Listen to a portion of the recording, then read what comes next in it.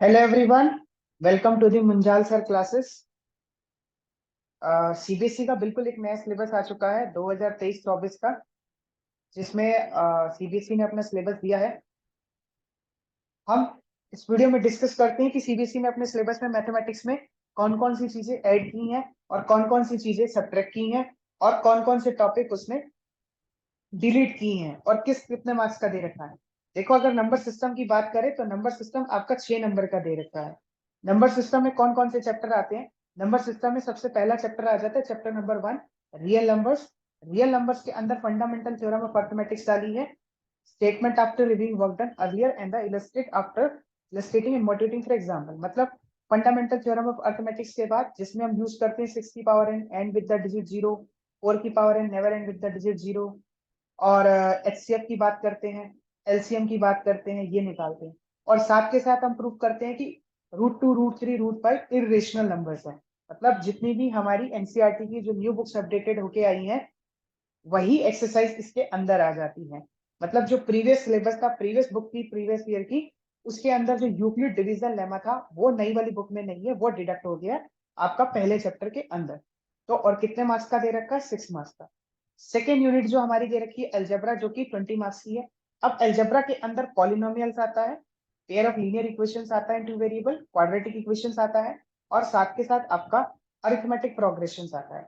ये 4 चैप्टर मिला करके आपके 20 मार्क्स के हैं। अगर मैं सिंपल वर्ड में बोलूं, पूरे सिलेबस के अंदर सबसे ज्यादा वेटेज आपको एल्जेब्रा दे के जाता है। देखते हैं एल्जेब्रा में क्या आता है। चैप्टर सेकंड है पॉलिनोमियल, ये आपका चैप्टर थर्ड आ जाता है, ये सेकंड है। क्वाड्रेटिक इक्वेशन आपका चैप्टर 4 है। अरिथमेटिक प्रोग्रेशन आपका चैप्टर 5 है। तो जो सेकंड यूनिट है अलजेब्रा, ये आपकी 20 मार्क्स की है। पॉलिनोमियल में जीरोस ऑफ ए पॉलिनोमियल है, रिलेशनशिप बिटवीन जीरोस, इसमें आप सम ऑफ जीरोस निकालते हो और प्रोडक्ट ऑफ जीरोस निकालते हो। कोफिशिएंट ऑफ क्वाड्रेटिक पॉलिनोमियल ये है। मतलब नई बुक में, जो पुरानी बुक थी उसमें डिवीजन एल्गोरिथम थी, डिवीजन थी, वो नई बुक में नहीं दे रखी, तो ये आपके सिलेबस में डिडक्ट हो चुका है।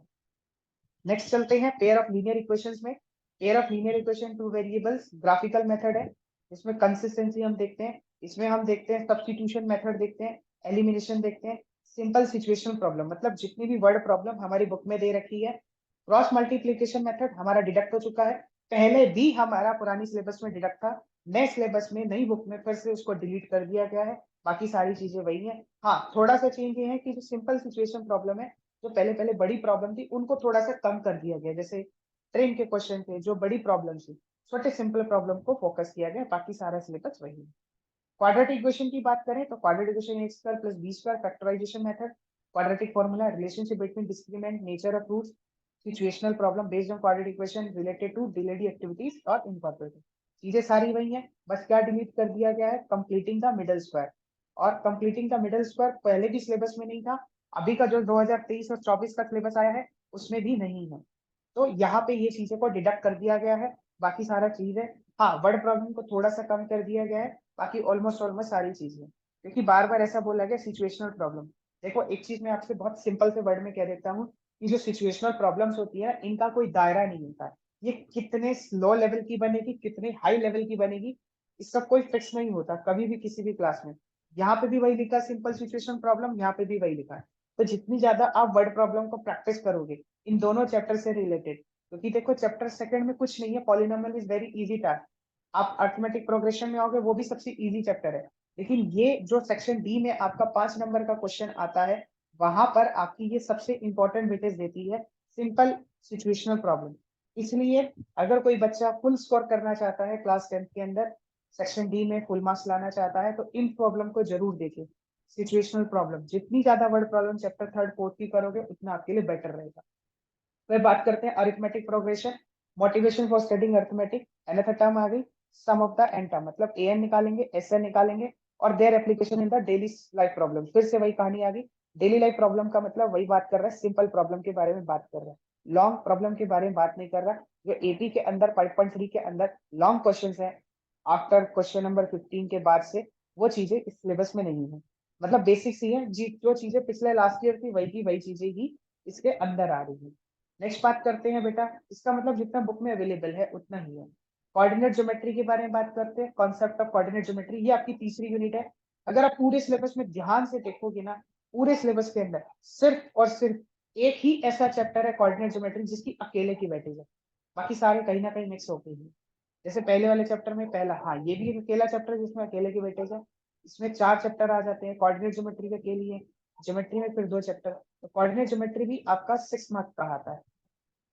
तो कोऑर्डिनेट ज्योमेट्री में आपके पास ग्राफ आ जाएगा, डिस्टेंस फॉर्मूला सबसे इंपॉर्टेंट है और सेक्शन फॉर्मूला, तो वही है जो पीछे का था, और वो भी इंटरनल है, मतलब एक्सटर्नल डिवीजन आपका सिलेबस में नहीं है। फिर ज्योमेट्री की बात करते हैं। ज्योमेट्री आपकी 15 नंबर की डाली हुई है। ज्योमेट्री के अंदर आपका ट्रायंगल आ जाता है और सर्कल आ जाता है।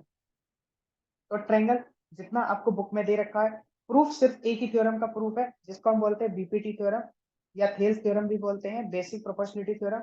बाकी सारी थ्योरम मोटिवेट लिखा है, मतलब प्रूफ नहीं है, और जितने भी बुक में एग्जाम्पल और एक्सरसाइज थे वो सिलेबस में। सर्कल्स आपका, ये भी जितने भी प्रूफ है, प्रूफ सिर्फ 2 थ्योरम का दे रखा है। पहला दे रखा है आपको tangent at any point of a circle perpendicular radius through the point of contact.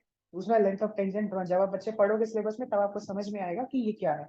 बाकी जितनी भी एक्सरसाइजेज है, एक्सरसाइज 10.1 और 10.2 ये हमारे सिलेबस में है ही। बाकी थ्योरम 2 ही प्रूफ करनी है, बाकी कोई थ्योरम इसमें नहीं है। तो ये जो सेक्शन था ज्योमेट्री का, ये आपका है 20 नंबर का, सॉरी 15 मार्क्स का है। फिर बात करते हैं ट्रिग्नोमेट्री। 2 चैप्टर आते हैं, चैप्टर 8 और चैप्टर 9, 12 मार्क्स का है। चैप्टर 8 और चैप्टर 9, जिसमें आता है chapter 8 introduction to trigonometry, application of trigonometry. और ये दोनों एक ही चैप्टर है, ट्रिग्नोमेट्रिक आइडेंटिटीज, ये चैप्टर 8 में ही आते हैं और ये चैप्टर 9 के अंदर आता है आपका, और ये आता है आपका चैप्टर 8 के अंदर। तो चैप्टर 8 में जितना भी हमारे सिलेबस के अंदर है ऑलमोस्ट सारा दे रखा है, सिर्फ एक्सरसाइज 8.3 नहीं है जो हमारी कट गई है। Values of trigonometry function motivate इतना दे रखा है। आइडेंटिटी वही दे रखी है, ओनली सिंपल आइडेंटिटी, मतलब वैसे तो 3 आइडेंटिटी होती है लेकिन दे एक रखी है। लास्ट ईयर भी हमने 3 आइडेंटिटी करी थी, उनका यूज होता है। हम इस साल भी तीनों आइडेंटिटीज ही करेंगे। हाइट एंड डिस्टेंस बेसिक जितना बुक में दे रखा है सारा वही का वही है, बस कॉम्प्लीमेंट्री एंगल लास्ट भी नहीं था, और इस साल भी हमारे में कॉम्प्लीमेंट्री एंगल सिलेबस में नहीं है। तो ये आपका ट्रिग्नोमेट्री का पोर्शन है। और ट्रिग्नोमेट्री आपके पास चलती है बेटा, ये देती है आपको 12 मार्क्स की। फिर आपका मेंसुरेशन 10 का, स्टैट्स एंड प्रोबेबिलिटी 11 मार्क्स की। मेंसुरेशन में आपका चैप्टर नंबर 12 आ जाता है और चैप्टर नंबर 13 आ जाता है। Area related to circle chapter 12 बहुत इंपॉर्टेंट चैप्टर है। चैप्टर 13 ये भी बहुत इंपॉर्टेंट चैप्टर है। ये दोनों चैप्टर मिला के आपको दे रखे हैं बेटा 11 मार्क्स के, 10 मार्क्स के, और 11 मार्क्स की स्टैट्स एंड प्रॉब। अब देखो इसके अंदर जो आपका चैप्टर 10 है, इसके अंदर 12 है एरिया रिलेटेड टू सर्कल, जिसमें आप सेक्टर सेगमेंट की बात करके प्रॉब्लम बेस्ड ऑन इतना आ जाता है, एबो set figure in calculative segment आ जाएगा, प्रॉब्लम शुड बी रिस्ट्रिक्टेड इतना इतना एंगल है, और थोड़ा सा बेसिक रीजन और कर लेना जिसका नाम है शेडेड रीजन। अगर आप इतना भी थोड़ा सा सिंपल प्रॉब्लम, वो भी सिंपल। देखो कुछ चीजें सिलेबस में कंप्लीटली मेंशन नहीं होती, लेकिन कहीं ना कहीं वो उसके अंदर छिपी होती है, दिखा है ना, सेक्टर प्लेन फिगर का एरिया निकालना है, अब शेडेड रीजन का भी एरिया निकाल सकते हैं ना। तो जब आप चैप्टर करोगे तो आपको अंडरस्टूड होगा कि इसका मतलब क्या है, लेकिन मैं ही सजेस्ट करूंगा कि शेडेड रीजन का सिंपल प्रॉब्लम कर सकते। Surface area volume, combination of two circle, cube cuboid सारा वही है। फ्रस्टम लास्ट ईयर भी नहीं था और इस बार भी नहीं है, मतलब जो आपकी 13.4 एक्सरसाइज है वो इस बार भी नहीं है। नेक्स्ट स्टैट्स जो कि 11 मार्क्स की है, स्टैट्स एंड टॉप दोनों मिला करके, मीन मॉड मीडियन है। ग्रुप डाटा का binomial situation to be avoided. By model जो अलग से आती है जिसमें दो मिक्स करके आता है, उसको छोड़ रखा है। Classical definition of probability, simple problem finding the probability. Probability कोई बहुत बड़ी नहीं है, जितनी आप वापस 9 तक पढ़ते आते हो वही सारी 10th में प्रोबेबिलिटी है, कुछ बदलता नहीं है। स्टैट्स में मीन मॉड मीडियन आ जाता है, 2-3 मेथड है जिस तरीके से हम इसको निकालते हैं। तो ये आपका पूरा सिलेबस था। अगर आप बुक्स की बात करोगे कि कौन सी बुक से करना चाहिए इस सिलेबस को, तो सबसे सही है आपके पास जो आपकी क्लास 10 की एनसीईआरटी की बुक है, फिर उसके बाद क्लास 10 की जो आपके पास एग्जाम्पलर बुक है वो सबसे इंपॉर्टेंट बुक है, मैथमेटिक्स एग्जाम्पलर फॉर क्लास 10 की। और साथ में अगर आप चाहते हो बहुत अच्छा स्कोर करना, आपके पास एमएल अग्रवाल है, आप उसको प्रोसीड करो। आपके पास अगर आर डी शर्मा है तो बेटा आर डी शर्मा से प्रोसीड करो। और अगर आपके पास आर एस अग्रवाल है तो आपके पास आर एस अग्रवाल से प्रोसीड करो। मैं सबसे ज्यादा बच्चों को रिकमेंड करता हूँ एमएल अग्रवाल, क्योंकि सबसे सिंपल लैंग्वेज है। आप चाहते हो कि आरडी करना है तो आप आरडी प्रोसीड कर सकते हो, बट एमएल सबसे अच्छी लैंग्वेज है। लेकिन first priority should be NCERT, NCERT को पकड़ो। सेकंड आपका एग्जाम्पलर, आपका एग्जाम्पलर पे कमांड होनी चाहिए।